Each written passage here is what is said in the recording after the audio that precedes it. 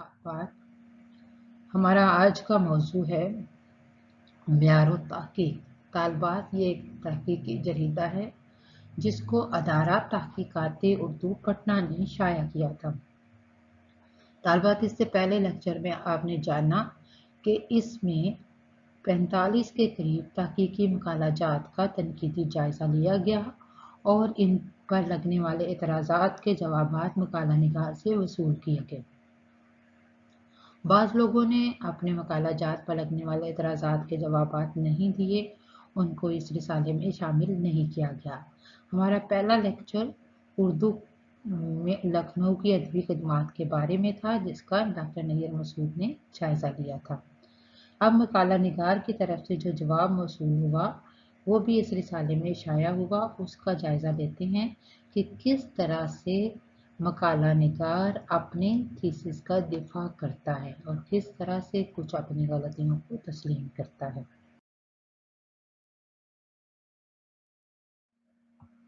तालबात इससे पहले हमने लेक्चर में देखा कि लखनऊ की अदबी और लिसानी खिदमात जो कि मकाला था, उस पर डॉक्टर नैयर मसूद ने कुछ एतराज़ात किए थे। ये मकाला डॉक्टर मोहम्मद हसन खान ने लिखा था और उनको इस पर PhD की डिग्री मिली थी। उनके जवाबात जो मसूल हुए वो पेश खिदमत हैं। वो कहते हैं कि डॉक्टर नैयर मसूद लिखते हैं कि कई बयान गैर जिम्मेदारी के साथ दिए गए हैं। मसलन ये वही ज़माना है कि सैयद बरादरान ने बादशाह घर का मर्तबा हासिल कर रखा था। रोज़ नए नए बादशाह बनाए जाते थे और जो कोई भी सैयद बरादरान की मर्जी के खिलाफ अपनी ख्वाहिश और ताकत से काम करना चाहता था, कत्ल करा दिया जाता था। इस बयान से धोखा होता है कि सैयद बरादरान ने बड़ी तादाद में बादशाहों को तख्त नशीं और कत्ल कराया, लेकिन हकीकत यह है कि इस बयान से ये साबित नहीं होता कि सैयद बरादरान बादशाहों को कत्ल कराते थे। बादशाह घर से ये मफहूम नहीं निकलता। बादशाह बनाने की मुहिम में इनका दखल रहता था और इस तरह जो कोई ज़रा भी इससे सिर्फ बादशाहों की सरताबी मुराद नहीं है, अमीरों और अमीरजादों और अहले दरबार की सरताबी भी मुराद है। और इसके लिए वो कहते हैं कि देखिए जादूनाथ सरकार। दूसरा जो इतराज़ लगा कि कई जगह गैर मंतकी अंदाज में नताइज अखज़ किए गए हैं। मसलन औरंगज़ेब के अहद में मुल्ला निज़ामुद्दीन सहालवी ने जब अपने कस्बे के फसादात से तंग आकर लखनऊ में क़याम का इरादा किया तो अतिया सरकार के तौर पर 2-4 मकामात इन्हें दे दिए गए, जो अपने गिरदो पेश के बहुत से मकानात के साथ आज भी फरंगी महल के नाम से मशहूर हैं। यही मुल्ला निज़ामुद्दीन सहालवी हैं जिनका निज़ाम तालीम दरस निज़ामिया के नाम से मुद्दत दराज से हिंदुस्तान में ही नहीं ममालिक इस्लामिया के मदारस में राइज है। इससे अंदाज़ा होता है कि इस वक्त कितनी दूर दूर के तलबा लखनऊ में जमा रहते होंगे। इस बात के मुल्ला निज़ामुद्दीन का निज़ाम तालीम ममालिक इस्लामिया में राइज है, ये नतीजा अखज़ करना दुरुस्त नहीं कि औरंगज़ेब के अहद में लखनऊ में दूर दूर के तलबा जमा रहते होंगे।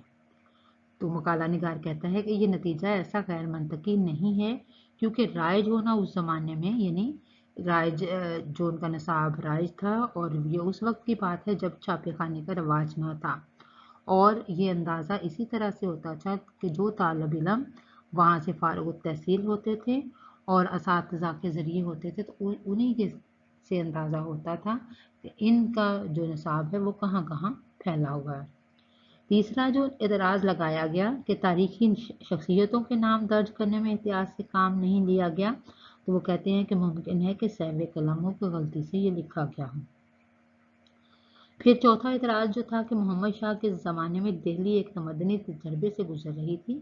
ज़वालो तबाही के मंडलाते हुए सायों में रक्स व सरूद की महफिलें, अदब शेर के चर्चे, आराम व आसाइश के सामान सभी एक मखसूस सलीके के साथ परवान चढ़ रहे थे।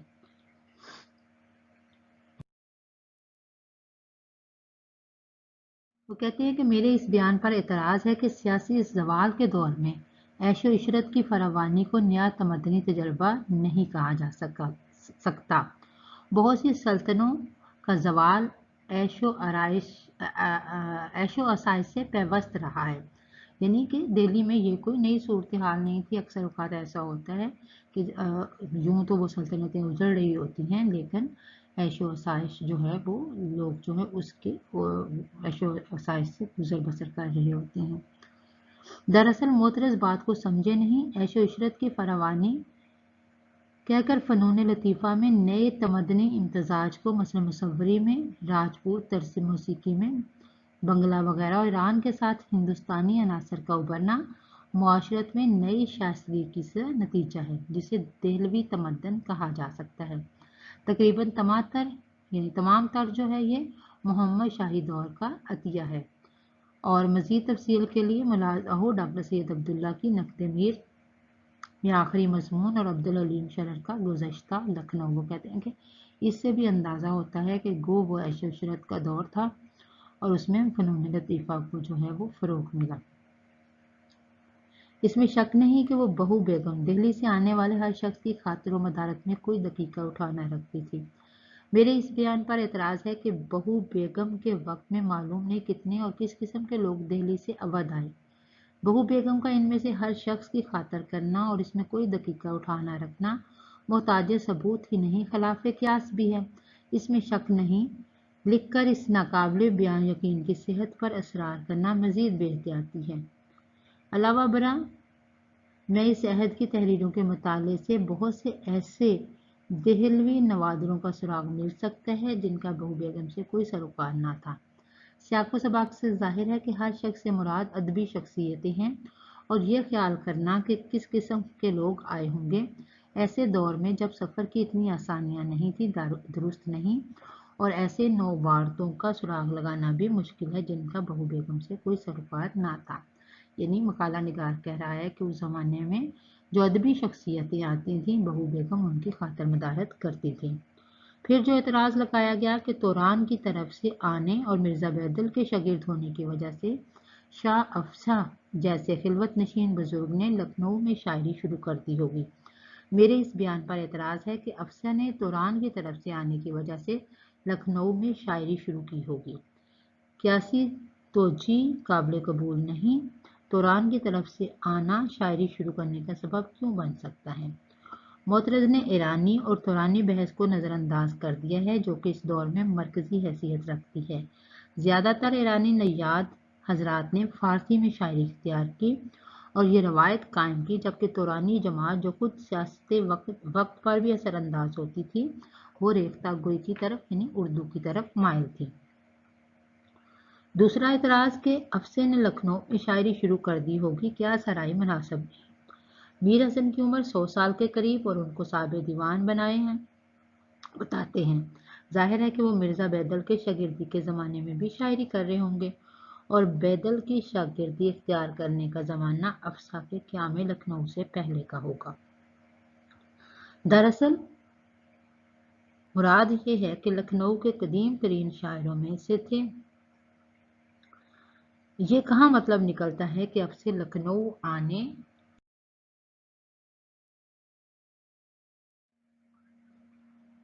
कहते हैं कि यह कहाँ नतीजा निकलता है कि अब से लखनऊ आने से पहले शायरी नहीं करते थे।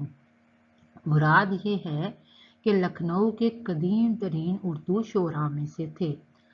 तीसरा एतराज़ ये है कि मिर्ज़ा बैदल के शागिर्द होने की वजह से अफसे ने लखनऊ में शायरी शुरू की होगी। तोजी भी मंदरजा वाला तोजी की तरह नाकाबिले कबूल है।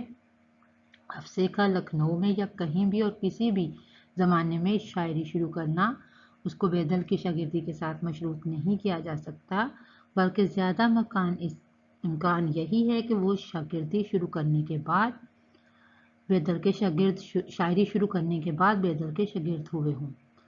यहाँ ज़िक्र उर्दू शायरी का है और चूँकि बैदल से बाज़ उर्दू अशार भी मंसूब हैं इसलिए उनका जिक्र किया गया है। मुराद अफसे की उर्दू शायरी है ना कि फ़ारसी शायरी। चौथा यह है कि अफसे खिलवत नशीन बुजुर्ग थे। ये क़यास भी बेमहल है। मीर हसन जो इक़्तिबास मकाला निगार ने दर्ज किया है उससे सिर्फ ये मालूम होता है कि अफसे दरवेश और मतवक्कल आदमी और चलने फिरने से तकरीबन माजूर थे। खिलवत नशीनी और किसे कहते हैं? अरे اعتراض کے یہ الفاظ کہ ان میں سے کسی بھی بات سے یہ نتیجہ نہیں نکلتا کہ تنہائی کی زندگی بسر کرتے تھے اور لوگوں سے ملتے جلتے نہیں تھے، تو یہ سارے الفاظ معترض کے ہی ہیں۔ انہوں نے کہا ہے کہ خلوت نشینی سے مراد یہ نہیں ہے کہ وہ بالکل ہی دوسروں سے ملتے جلتے نہیں تھے۔ میرا یہ بیان کہ سودا کا دباچہ جو اب نایاب ہے میرا صاحب ہے، یعنی وہ انہوں نے اس غلطی کو تسلیم کیا ہے۔ اور پھر اگلا جو ہے کہ لیکن جہاں تک اس سوال کا تعلق ہے کہ دباچہ سہیل ہدایت دہلی میں لکھا گیا تھا یا لکھنؤ میں، تو اس کے شواہد ہیں۔ تو وہ کہتے ہیں کہ یہ بات واضح ہے اور اس کے شواہد بھی ہیں کہ یہ لکھنؤ میں لکھا گیا تھا۔ اور نو طرز مرصع سے متاثر ہو کر دوسرے قصے اور کتابیں بھی لکھی گئیں لیکن وہ مقبول نہیں ہوئیں اور اب نایاب ہیں۔ ان کتابوں میں میر امن کی باغ و بہار تاریخی حیثیت رکھتی ہے۔ میرے اس بیان پر اعتراض ہے کہ اس بیان سے باغ و بہار بھی نایاب کتابوں میں شامل ہو گئی ہے جو اب نایاب ہیں۔ معترض نے جملوں کی ساخت پر غور نہیں کیا۔ جو کتابیں مقبول نہیں ہوئیں ان کے لیے نایاب کی صرف استعمال ہوئی، جبکہ میر امن کی باغ و بہار تو اس دور کی بڑی مقبول زبان تھی، مقبول کتاب تھی، لہٰذا بال کی کھال نکالنے والی بات ہے۔ پھر رجب علی بیگ کے بارے میں کہ اپنے دور کی انشا پردازی کے اصول اور نمونے انہوں نے پیش کیے کہ انشا جو ہیں وہ انشا سرور فن انشا پردازی پر کوئی کتاب نہیں بلکہ سرور کے خطوط کا مجموعہ ہے۔ جی ہاں ہے، مگر یہ خط اس دور کی انشا پردازی کے اصولوں کے آئینہ دار ہیں۔ یعنی خود مقالہ نگار بھی تسلیم کرتا ہے کہ یہ خطوط ان کے خط ہیں، لیکن ان خطوں سے اندازہ ہوتا ہے کہ انشا پردازی کیسی ہونی چاہیے۔ ڈاکٹر نیر مسعود لکھتے ہیں کہ عبدالحلیم شرن نے ایک جگہ محمد بخش مہجور کی نو رتن کو فسانہ عجائب کی بات کہہ کر تصنیف قرار دیا ہے۔ مقالہ نگار کا یہ بیان اس حوالے میں پیش کیا گیا جس سے معلوم ہوتا ہے کہ وہ بھی شرر کی باتوں پر عمل کر رہے ہیں کہ نورتن جو ہے وہ فسانہ عجائب سے پہلے کی تصنیف ہے۔ اس سلسلے میں کہنا یہ ہے کہ اصل عبارت پیش نظر نہیں ہے۔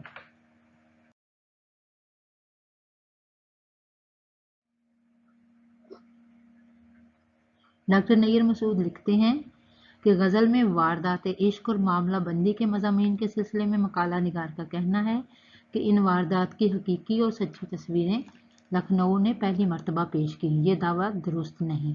دہلی میں میر درد غالب مومن وغیرہ کے یہاں بھی اس طرح کی شاعری کی مثالیں ملتی ہیں۔ یہ جملہ اس لیے لیا گیا جس میں لکھنؤ کی عشقیہ شاعری کی جسمانیت پر بحث کی گئی ہے۔ جسم کا یہ تذکرہ لکھنؤ کے دبستان شاعری پر خصوصیت سمجھا جاتا ہے۔ دوسری بات یہ کہ مثالیں ملنا اور بات ہے اور خصوصیت بن جانا دوسری بات ہے۔ یعنی مقالہ نگار واضح کرتا ہے کہ اس میں شک نہیں کہ سودا اور میر کی شاعری میں بھی اس طرح کی مثالیں ملتی ہیں، لیکن جو ایک خاصیت بن جاتی ہے، ایک پہچان بن جاتی ہے معاملہ بندی کی، حسن و عشق کی واردات کی، تو وہ لکھنؤ شاعری کی ہے۔ پھر سودا کے مرثیوں کی تعداد 91 بتائی جاتی ہے۔ یہ تحقیق کرنا مشکل ہے کہ کتنے خود سودا کے کہے ہوئے ہیں۔ اس سے قبل غزل نما، مثنوی نما اور جو مصرع مرثیوں کا رواج تھا، سودا نے 3 سہل شکلوں کے علاوہ منفرد مستزاد، منفرد مثلث، مثلث مستزاد کا، اور پھر مربع، مربع مستزاد، مخمس ترکیب بند، ترجیح بند، مسدس ترکیب بند کی لاتعداد شکلوں میں مرثیوں کا رواج دیا۔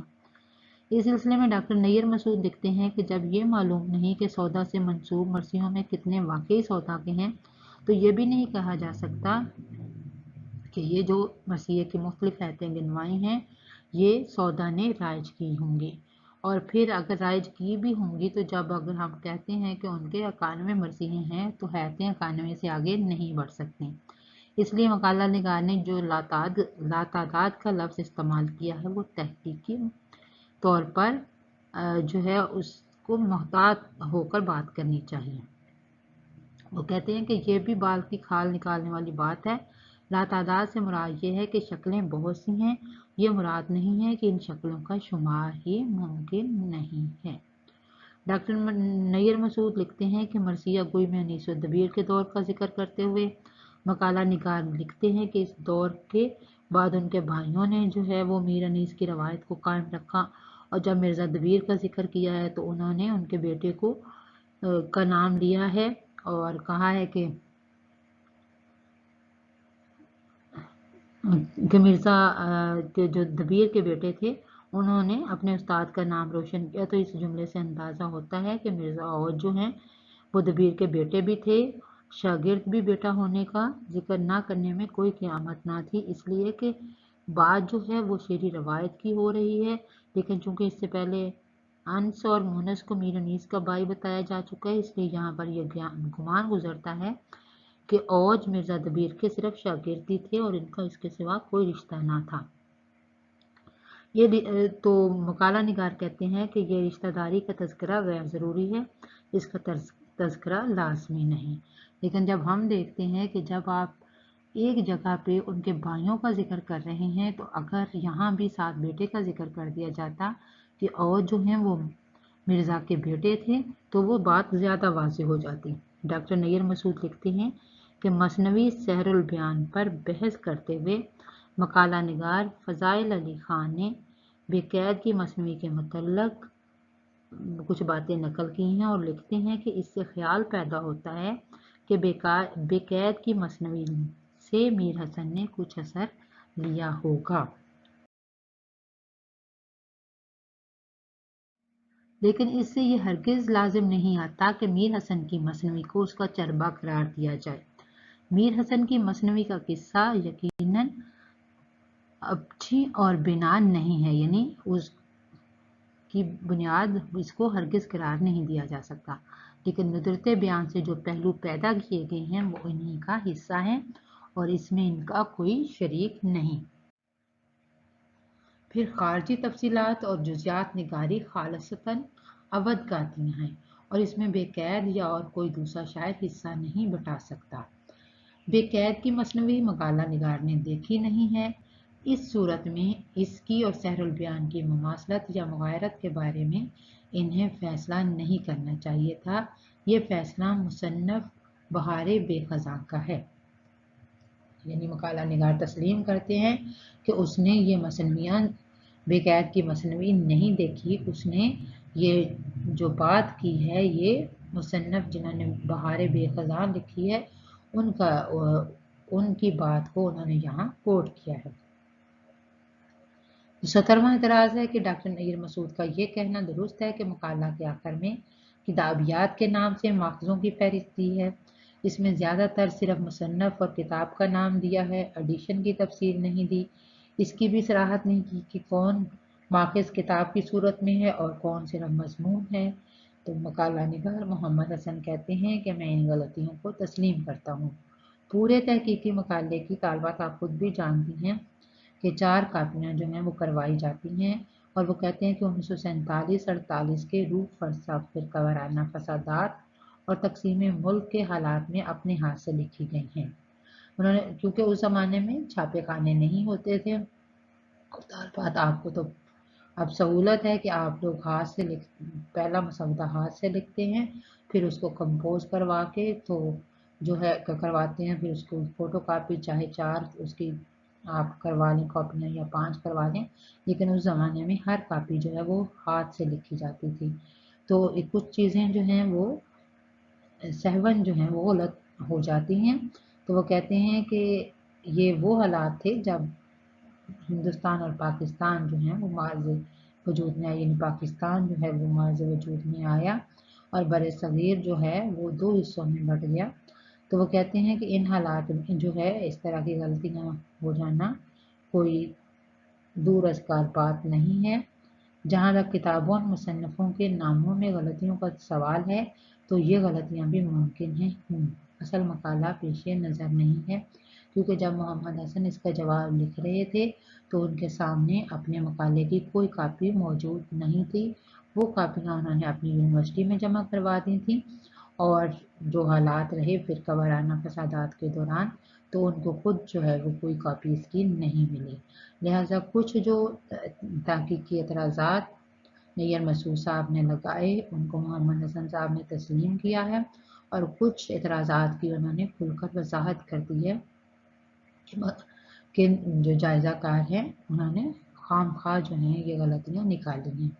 تو طالبات آپ کو اس سے اندازہ ہوا کہ کس طرح سے آپ نے جب بھی کوئی بات کرنی ہے، کسی کے بارے میں کوئی فیصلہ صادر کرنا ہے، تو آپ فیصلہ صادر کرنے کی جو ہے وہ مجاز نہیں ہے، آپ نے کہیں سے کوئی سند لانی ہے، کوئی حوالہ لانا ہے، اور وہ حوالہ بھی جو ہے وہ ٹھوس حوالہ ہونا چاہیے تاکہ اس بات کو تسلیم کرنے میں کوئی آر نہ ہو۔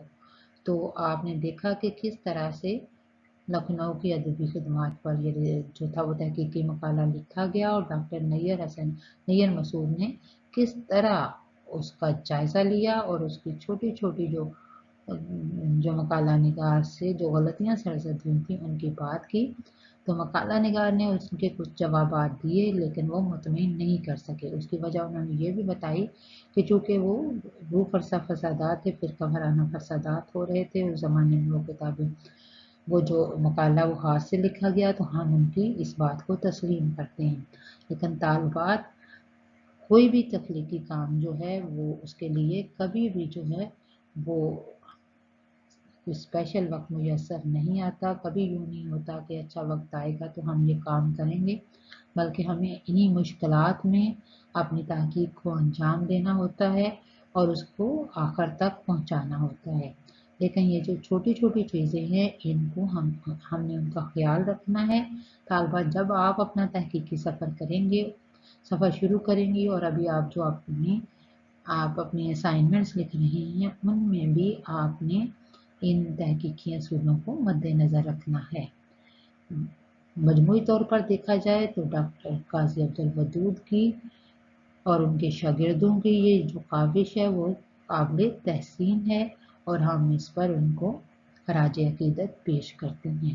طالبات جب آپ کے پاس وقت ہو تو اس پورے آپ معیار و تحقیق کے پورے جو رسالہ ہے تحقیقی رسالہ اس کا مطالعہ کیجیے گا۔